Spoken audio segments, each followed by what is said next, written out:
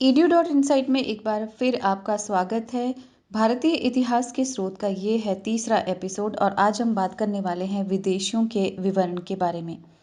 विदेशी यात्री एवं लेखकों के विवरण से भी हमें भारतीय इतिहास की जानकारी मिलती है। इनको 3 भागों में बांट सकते हैं: यूनानी रोमन लेखक, चीनी लेखक एवं अरबी लेखक। यूनानी रोमन लेखक।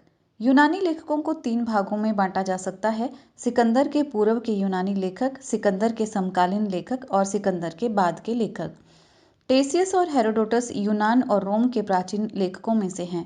टेसियस ईरानी राजवैद्य था।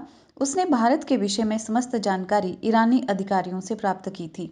हेरोडोटस, जिसे इतिहास का पिता भी कहा जाता है, ने 5वीं शताब्दी ईसा पूर्व में हिस्टोरिका नामक पुस्तक की रचना की, जिसमें भारत और फारस के संबंधों का वर्णन किया गया है।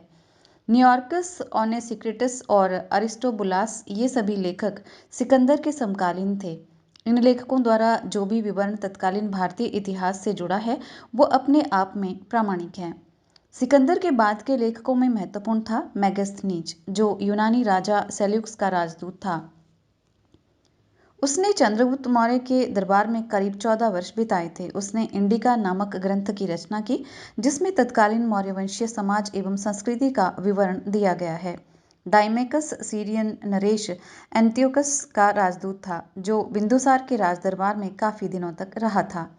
यूनानी भाषा में लिखी गई टॉलेमी की ज्योग्राफी और पेरिप्लस ऑफ द एरिथ्रियन सी नामक पुस्तकों में भी प्राचीन भूगोल और वाणिज्य के अध्ययन के लिए प्रचुर महत्वपूर्ण सामग्री मिलती है। इनमें पहली पुस्तक 80 और 115 ईस्वी के बीच किसी समय किसी अज्ञात लेखक ने लिखी थी, जिसने लाल सागर, फारस की खाड़ी और हिंद महासागर में होने वाले रोमन व्यापार का वृतांत दिया है। दूसरी पुस्तक 150 ईस्वी के आसपास की मानी जाती है। प्लिनी की नेचुरस हिस्टोरिका ईसा की पहली सदी की है। ये लैटिन भाषा में है और हमें भारतीय पशु, पेड़ पौधों एवं खनिज पदार्थों और भारत और इटली के बीच होने वाले व्यापार की जानकारी देती है। चीनी लेखक। चीनी लेखकों के विवरण में भी भारतीय इतिहास पर प्रचुर प्रभाव पड़ता है। सभी चीनी यात्री बौद्ध मतानुयायी थे और वे भारत इस धर्म के विषय में कुछ विशेष जानकारी के लिए ही आए थे।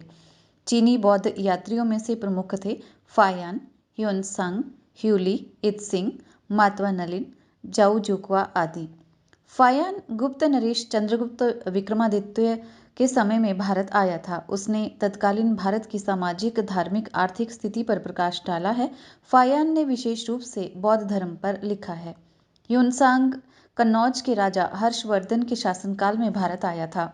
उसने करीब 10 वर्षों तक भारत में भ्रमण किया। उसने 6 वर्षों तक नालंदा विश्वविद्यालय में अध्ययन किया।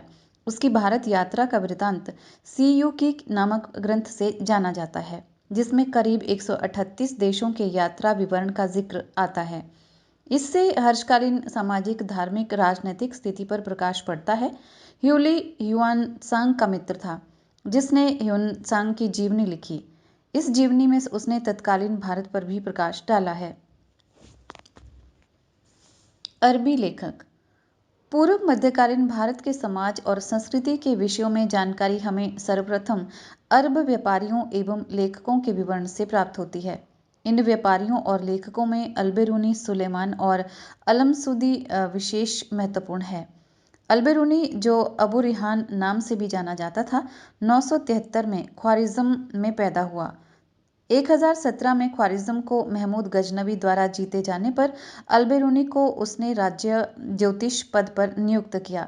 बाद में महमूद के साथ अल्बेरूनी भारत आया। इसने अपनी पुस्तक तहकीके हिंद अर्थात किताबुल हिंद में राजपूत कालीन समाज, धर्म, रीति रिवाज आदि पर सुंदर प्रकाश डाला है। 9वीं शताब्दी में भारत आने वाला अरबी यात्री सुलेमान प्रतिहार एवं पाल शासकों के तत्कालीन आर्थिक, राजनीतिक एवं सामाजिक दशा का वर्णन करता है। 915-16 में भारत की यात्रा करने वाला बगदाद का यात्री मसूदी राष्ट्रकूट एवं प्रतिहार शासकों के विषय में जानकारी देता है। विदेशी यात्रियों के विवरण के अतिरिक्त कुछ फारसी लेखकों के विवरण भी हमें प्राप्त होते हैं, जिनसे भारतीय इतिहास के अध्ययन में काफ़ी सहायता मिलती है। इनमें महत्वपूर्ण है फिरदौसी का शाहनामा, रशीदुद्दीन कृत जमियत अल त्वारिख, अली अहमद कृत चाचनामा, मिनहाज उस सिराज कृत तबकत नासिरी, जियाउद्दीन बर्नी कृत तारीख फिरोजशाही एवं अबुल फजल कृत अकबरनामा। यूरोपीय यात्रियों में 13वीं शताब्दी में वेनिस यानी कि इटली से आए सुप्रसिद्ध यात्री मार्को पोलो द्वारा दक्षिण के पांड्य राज्य के विषय में जानकारी मिलती है। edu.insight में आज बस इतना ही।